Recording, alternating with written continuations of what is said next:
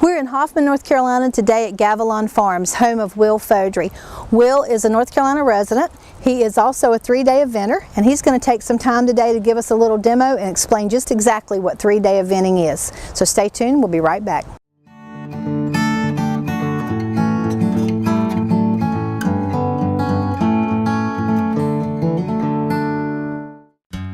It is my pleasure to welcome you to St. Andrews University in Laurinburg, North Carolina. My name is Carla Wenberg and I'm an instructor and coach here. I'd like to invite you to the 300 acres of a world-class equestrian facility. We have a dedicated group of instructors that come from the horse industry. They are award-winning in their own right, that teach private and group lessons. We house about 100 to 130 head of horses during the school year, and we have about 170 students that take our equestrian classes. We'd like for you to come visit our facility. The North Carolina Horse Council was established in 1972.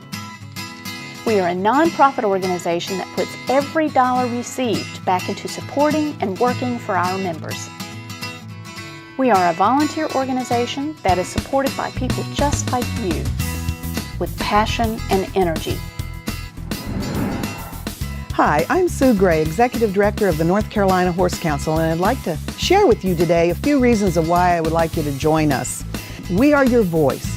We work on rules and regulations that help you use and enjoy your horses each and every day. There's power in numbers. We have over 306,000 horses in North Carolina, making us 8th in the nation. We also have over 53,000 households owning horses with multiple owners within those households. And we are a $2 billion industry adding to the economics of the state of North Carolina. Power in numbers. We ask you that we can go and help to protect those privileges as we move forward. But we do more than that. We also do grants, and we help to preserve land and protect our trails, and we support youth groups and other equine associations throughout the state. We welcome you to join us and be part of the largest and most active horse council in America.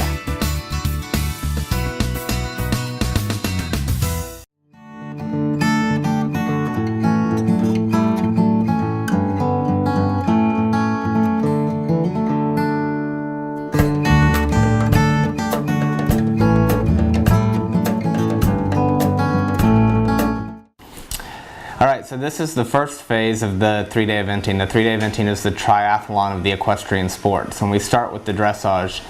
And it was originally designed by the cavalry, and the dressage was movements on the battlefield. So we show that we can go forward and come back within the gait, and show the elegance and the finesse and the communication between the horse and the rider. This is a young horse that I've had since 2011. He's a 9-year-old, and he's coming up the levels and shows a lot of promise for the future. He's still very green and lacking the knowledge of the upper level movements, but it's never for lack of trying. He really tries hard. The dressage is, like I said, it's communication between the horse and the rider, and to show harmony and show communication and show that we can, it's poetry in motion, can finish each other's sentences. So it's a lot like ballet. You want to show the movement, not the effort behind it. And so it's very subtle, and you watch a really top rider and top dressage rider, and it looks visually as if they're sitting up there doing nothing and the horse is just dancing underneath them. But it's an incredible core strength and an incredible patient sport, to where you have to really listen to what the horse is telling you. The third and final day of 3-day eventing is the show jumping course. Will's going to give us a demo on what that looks like. And remember, they're coming off of a rowdy run on a cross-country course that they've galloped full speed down to jumping beautifully and smoothly and controlled over these jumps. The fitness for a major competition starts 6 to 8 months prior to that competition, and we build their fitness levels up. And the fitness is a very important part of it, because you have to have at the top of the sport, around an 11 or 12 minute cross-country track. If your horse is not fit, you will not have any horse left at the end, and that's where they have to continue to keep jumping until the end. And so the fitness is very, very important. And the final phase of the 3-day event is the day after the cross-country, and it's called the show jumping, and that's to show the dependability and the finesse of the sport. And it's over the colored rails, and those jumps fall down if you touch them, which is what we're showing here today. Where if this horse knocks a rail down, that's 4 penalty points added onto their score. And so the show jumping has become increasingly important in the last few years in the modern sport of eventing, because the length of the cross country and the long format we still do the cross country and we still go at a very high rate of speed in the long distance, but back in the 50s and 60s they went 5 times as far. So the show jumping, although it was important back then, it's become increasingly important in the modern sport. Horses in the show jumping, they have to jump in a different way than they do on the cross country. And in the cross country, like I said, we're going at a high rate of speed, and the horses can jump quite flat and through the air so that they can land and keep going with their speed so that we don't have time faults. In the show jumping, it's at a much slower pace, and we want the horses to jump up and around the jumps to eliminate any risk of knocking any of these fences down, because one rail can be very costly in the individual and team competitions of the sport. In the Olympic Games, in the modern Olympic Games, now we do 2 show jumping rounds, one to decide the team medals, and then the top 25 come back and show jump over a slightly shorter course to decide the individual medals. And that was added after the 2000 Olympic Games. As the sport has grown, and as I've evolved in the sport, the show jumping has become incredibly important, along with the dressage and the cross country as a whole. The standard of horses and the standard of trainability and fitness is very important, and the horses and the top athletes that win and bring home the medals and show their stamp on the sport and can bring home the top placings are the ones that are incredible horsemen and incredible athletes in all 3 phases. Will, tell us a little bit about the show jumping phase of the 3-day eventing. How is that different from like a hunter jumper show?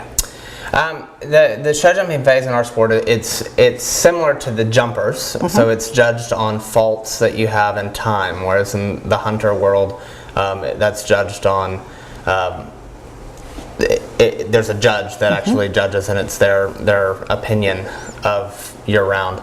So in the show jumping of our sport, we have, if you knock a rail down, it's 4 penalty points. If you have a stop, it's 4 plus 6 seconds of time. For every second you're over the optimum time, that's 1 point added on. So that part is very similar to the jumper side of the hunter jumper world. Right. And then when you have the show jumping, are the jumps higher, or is it like a Grand Prix style jumping? It is not. No, our maximum height is 4'3", and the jumpers can be 5'3". The difference mainly in our sport is our horses come back after they've gone over a 5 or 6 mile cross country track where they've jumped, galloped at a very high rate of speed and jumped solid obstacles and in and out of water and the terrain. So they come back. You have a different horse on the final day of a 3-day event than you ever really have, because they're tired, their muscles. They've just run a triathlon, and now they have to come back and show that they were fit enough and that they're dependable, and and that all comes down to the training in the day-to-day exercises that we do with them. And I guess it's a lot about being able to bring them back down from galloping wide open and jumping to doing really pretty controlled jumping.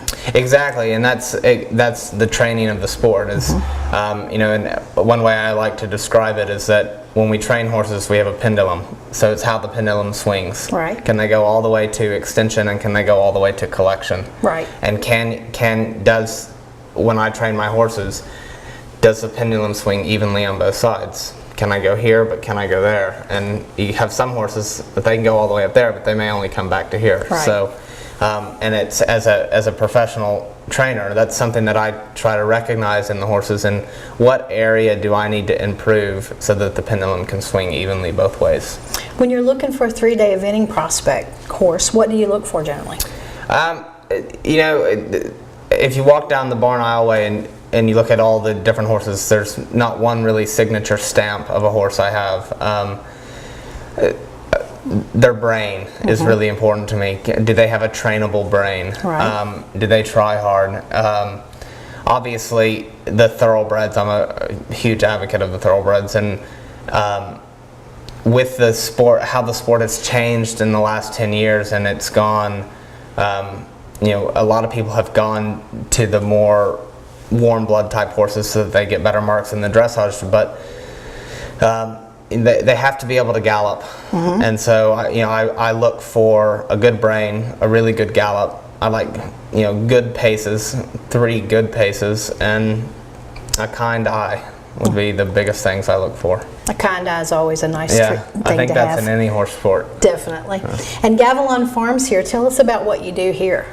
I bought this farm in 2008, and it was a little bit of a blank page, and so I got to come in and really design. I had worked in a lot of top barns throughout the country, and I got to take a piece of each barn that I had worked in to then create my own. And so I'm really proud of it here. It's very horse friendly. That's our main focus, is the horses.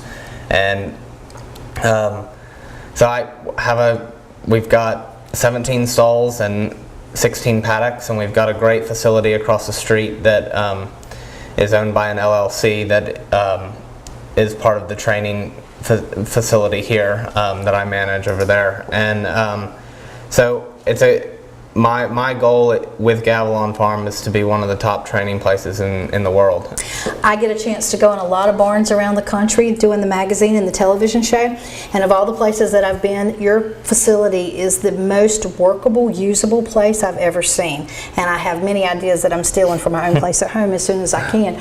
But I mean, it's just laid out so smart. You can really tell that you've put a lot of thought into it. Well, thank you, and that's a huge compliment, and it's something that I have put a lot of thought into it. And Nat Barco-Cox, who's my barn manager, who did an article for your magazine, she and I have worked together for a little over 10 years, and we both were working up in Pennsylvania for a man named Philip Dutton back, the early part of the early part of when we first knew each other. And when I bought this place, she was freelancing and doing some stuff, and I finally got her to come and commit and be my full-time farm manager, and we've been friends for a long time. And she and I really work together to, she no longer travels with me as my traveling groom, so she's always here at home. She's a fantastic rider, and we kind of put, 2 heads are better than one, and Definitely. she's had great ideas, and she's very clean and organized, and which I'm very particular on how things get left and how stalls get cleaned and how brass gets polished, and because it's the details that make the final product finished. Absolutely. Years ago, a swim coach told me that he could always tell the true athletes by the one that put the soap back on the soap dish when they got out of the shower, and that's something that I've always remembered, that you have to finish what you start, and you have to leave things better than the way you found them. And that's what I try to do with my horses, and try to meet them all on individual levels and train them to the best of their ability. I know that in the sport you've won just about every possible award. What are you the most proud of winning? Most proud of winning, I've been very fortunate in my career, and I don't necessarily think I could pick one thing. Each accomplishment has been a huge honor for me. Right. Representing the United States at the Pan American Games, I was very young, but winning that gold medal there was incredible. And going to the World Equestrian Games, and I'm very fortunate that I've been able to travel around the world with these horses. And Jennifer Mosing, who's a very good friend of mine, who owns a bunch of my top horses here, she's a phenomenal supporter and sponsor. And I've been able to see parts of the world that only horses can take you to, and I'm really proud of that. And sometimes walking away, I think one of the biggest accomplishments sometimes the biggest accomplishments are walking away, and maybe it wasn't your day to necessarily win, but feeling what happened with the horse, or having a more educated horse at the end of something. Maybe I didn't come home with the blue or the gold, but I came home with a stronger, more educated horse, and that to me is always a huge accomplishment. And you know, it's all about the winning. We all like to win. None of us like to do that. That's why we do it. Right. Because winning is fun. And I've had a very good year this year. My top horse, Andromaque, she has been in top form this year and has won quite a bit. And I was the highest placed American at Saumur over in France on her in May. Right. And that was really fun. And I was 5th individually, so I've got to get that up. She's going to be a top contender hopefully next year for the World Games. And you're in Normandy? They're in Normandy, France, yep. And I hope to bring home a couple medals. Very good. We'll be watching for that. Thank you.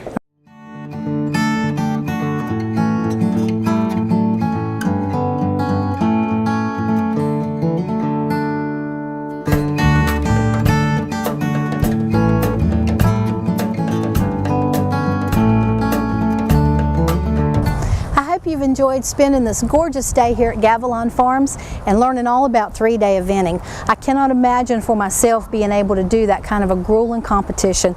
These folks are truly athletes, the horses as well as the riders. What an interesting and wonderful opportunity that we've had today to visit with Will Faudree.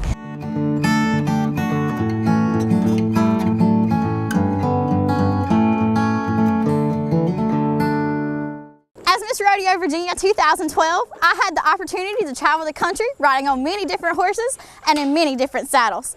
But nothing compared to coming home and riding in uniquely my world-class saddlery saddle.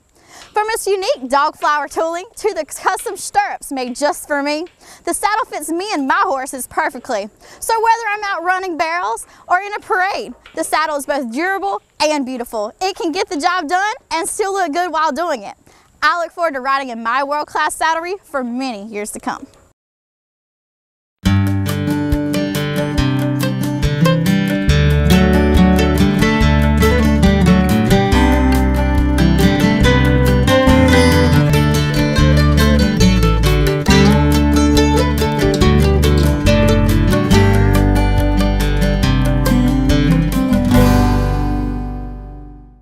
Hi, I'm Dr. Anthony Blickslager. We're at the vet school at North Carolina, and I'm here with Dr. Barbara Jones, whose main interest is teaching students how to take care of some of the more field procedures that we would do with horses. So Barbara, in that general subject, let's talk about lacerations a little bit. What are some of the things that owners need to know about horses cutting themselves? Which ones are problematic, which ones are less so? Yeah, so any lacerations that occur on a horse's limb are really important to have a veterinarian look at because there's no muscle there to protect any of the structures, and so all the important things are right below the skin. So even a little cut can actually be quite serious. It could be in a joint or affecting a tendon and things like that. And so that's one of the things that's really important to know is there's several joints, so even if you think it's not near a joint, that it can be, and so any little laceration would need to be looked at by your veterinarian. But for an emergency situation, there's things that you can do to make sure that the horse is taken care of until your veterinarian could get there. So let's say then we've got one of these lower leg or lower limb lacerations that we're a little bit more concerned about. What could an owner do with a cut like that? Yeah, so the first thing they'll want to do is to make sure they have the bandage material available. And so talk to your veterinarian about making sure you have a kit. And then the first thing you want to do is make sure your horse is calm and catch them up, keep them calm. Call someone else to hold the horse, and then you can assess it. And so you don't want to clip it, you don't want to put anything in the wound itself, no Neosporin or Quick Stop or anything like that. If it's not squirting any blood, you want to rinse it with just a very slow, cool hose, dribbling over it to remove any of the gross debris, and then you want to place a bandage. Just to kind of put some pressure there, it'll stop most of the bleeding, and then your veterinarian can assess it when they get there and it'll keep it clean. And if the wound is squirting blood right away, you can skip rinsing it with water and immediately place the same kind of bandage on it.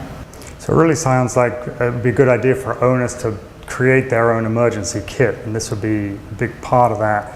Maybe we could start showing them some of the things that they might consider getting to have in that kit they could put on a horse. And I think we've got some of them over here. Yeah, absolutely. So one of the things you want to do is have all your bandage material, and then when you're going to be using it, make sure to grab a tack trunk or a bale of hay and put a clean towel down on it to keep your bandage material clean. And so one of the things you want to have is gauze. The gauze 4x4s, and bulk is always best for horses. A little bit of sterile saline. This is called a combi roll, and so it's a cotton bandage that can be used, and it gives a little bit of compression and protects the limb so you don't put the bandage on too tight. A little bit of cling to hold the gauze on, bat wrap to again give more compression, and then brown gauze, which will help conform the cotton to it. And we'll go through these in the right order when we're putting it on the horse. And of course, a pair of gloves. You always want to wear gloves whenever you're looking at the wound or placing a bandage. So where could folks pick up some of those supplies? There are a couple of different places you prefer to go for that material for yourself. Yeah, the best thing I like to do is talk to the veterinarian that normally takes care of your horses, because there's thousands of different kinds of bandage materials out there, and so it's always nice to kind of have what your vet is comfortable helping you to show you how to put it on. And so you can go to the internet as well. There's a ton of surplus medical supply stores there, but there's so many different kinds that before you would order anything on the internet, I'd want you to talk to your veterinarian and make sure that it's not a compression material, or it's not going to be something that'll be dangerous on a horse's limb. And then before we go ahead and put a bandage on, could you talk a little bit about the relative expense of a vet school? So it goes from what seems like a relatively simple procedure out on the farm, and now we're starting to talk about going to a hospital. How might an owner cope with that financially? What are some things they could have to help them with that? Absolutely. So, on the farm, obviously this is something you can do, but if your horse has a serious wound, one of the best things to have ahead of time is care credit. And so what care credit is it's a way for owners it's almost like a credit card, and so you have 6 months or 12 months, depending on how you apply, in order to pay something interest-free. And so if you make your payments every month, then you have no interest on that bill. And then there is retroactive interest if you don't pay it within that 6 or 12 months. But it's a great way for owners when you have a huge upfront cost, say for a joint laceration, to be able to make smaller payments throughout that time period. Sure. And then of course there's also horse insurance, which you would want to get right when you get the horse, because any injury or things like that, insurance companies, just like for humans, will decide that is exempt for future things. So if they got for example, a joint laceration and ended up with arthritis from it, then they would say that any other wounds, to that area would be exempt from treatment. So good to know. Yeah. Okay, well let's go ahead and put this bandage on. So the first thing you want to do is remember to always have gloves on. This is to protect the wound from the bacteria that's normally on your hands, as well as to protect you from any bacteria or things like that that's in the wound. It's on the horse's limb. So then you take your gauze, and this is saline, and so you're just going to pour some saline on the gauze. And if you pour too much, you want to wring it out. You don't want it dripping. Or if you just get this side wet, it does not have to be wet all the way through. And then this is cling. So you're going to open that up. And so we're going to pretend Thunder here has a wound here on the side of his cannon. So you're going to put the wet side of the gauze against the wound. And then you want your cling. The cling is to help hold the gauze against the wound. And so you want the cling to only go around the gauze itself. So don't let the cling go above or below the gauze.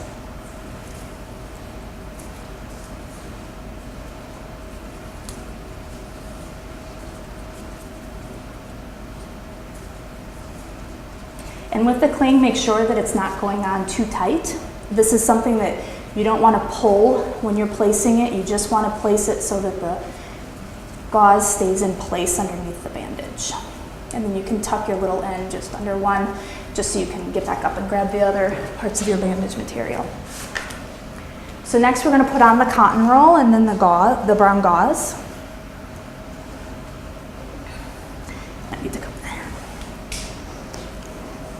So the cotton is placed just like a standing wrap for a distal limb laceration.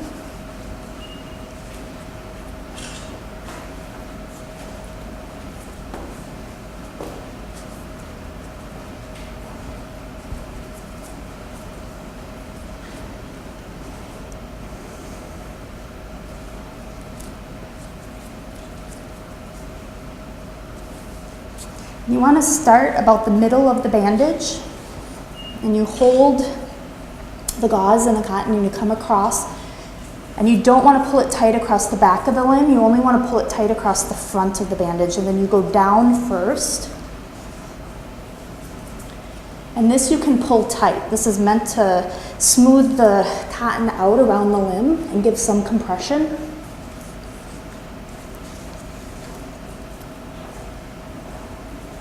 And you don't want to go above or below the cotton with your brown gauze. You want to leave the cotton exposed on the top and bottom of the bandage.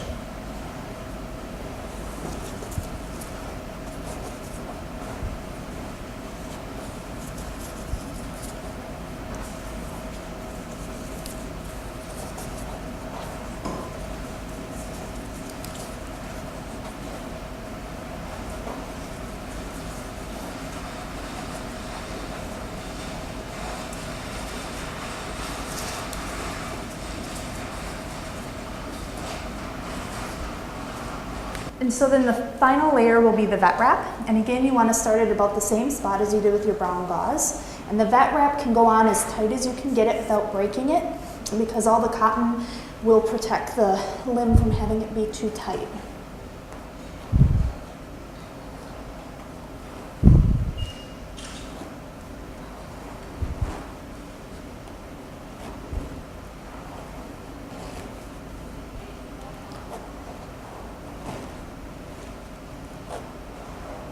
And again, you want to make sure that the vet wrap does not go above or below the cotton. And so you always want to make sure to have, it's always better to err on the side of having too much cotton sticking up than not enough.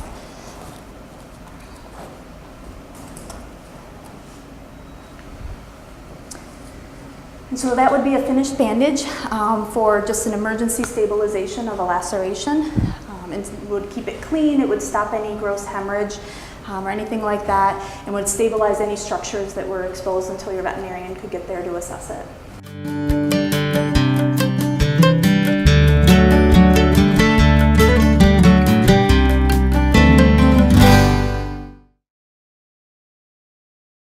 This episode of Carolina Hoofbeats TV was made possible in part by funding received from the North Carolina Horse Council, a North Carolina nonprofit corporation dedicated to representing and furthering the common interest of the entire equine industry in all 100 counties of North Carolina. And also by Carolina Hoofbeats Magazine, a free publication about the horse industry in North Carolina. Catch up on the latest issue at carolinahoofbeats.com.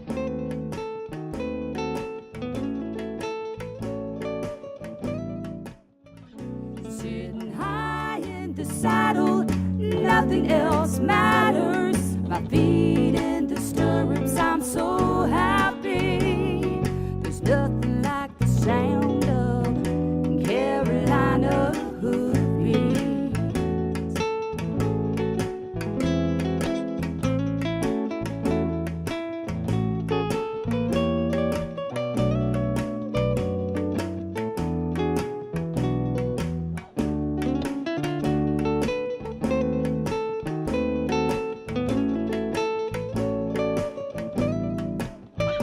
Sitting high in the saddle, nothing else matters. My feet in the stirrups, I'm so happy. There's nothing like the sound